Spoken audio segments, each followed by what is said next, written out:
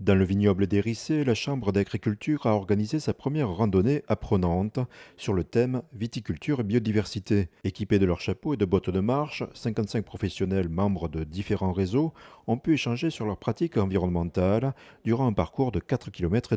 Il y a Défi Écophyto en groupe, mais il y a aussi des réseaux 30 000 et GI2E, Groupement d'intérêt économique et environnemental.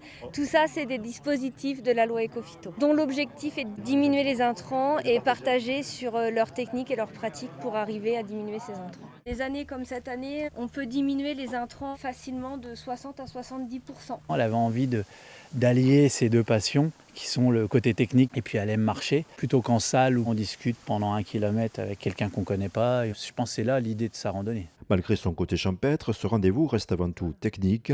Olivier Oriot a pu présenter sa démarche expérimentale. Pour nos moutons et le cheval de trait, parce qu'on a aussi intégré un cheval de trait depuis cette année. Pour faire des corridors écologiques, on a replanté plus de 400 arbres. L'idée aussi, c'est de s'adapter au changement climatique en réfléchissant à implanter des arbres pour faire de l'ombre. Ça, c'est une nouvelle donnée qu'on n'avait pas au départ. Alors on se fait des frayeurs, hein. Cette année, je suis complètement décalé avec mes voisins, quoi.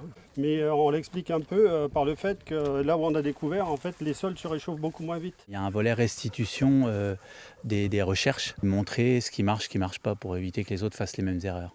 Le défi consiste à changer ses pratiques pour favoriser la biodiversité, diminuer les fréquences de traitement, tout en préservant la viabilité de l'exploitation.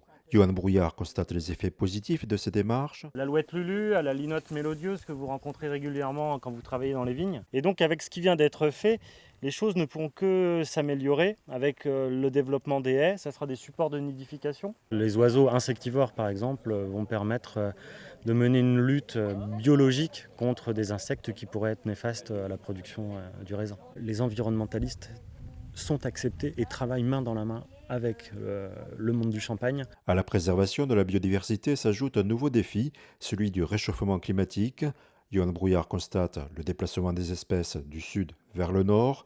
Quant au monde viticole, il commence à s'interroger sur le croisement avec des nouveaux cépages plus adaptés à l'augmentation de la moyenne des températures.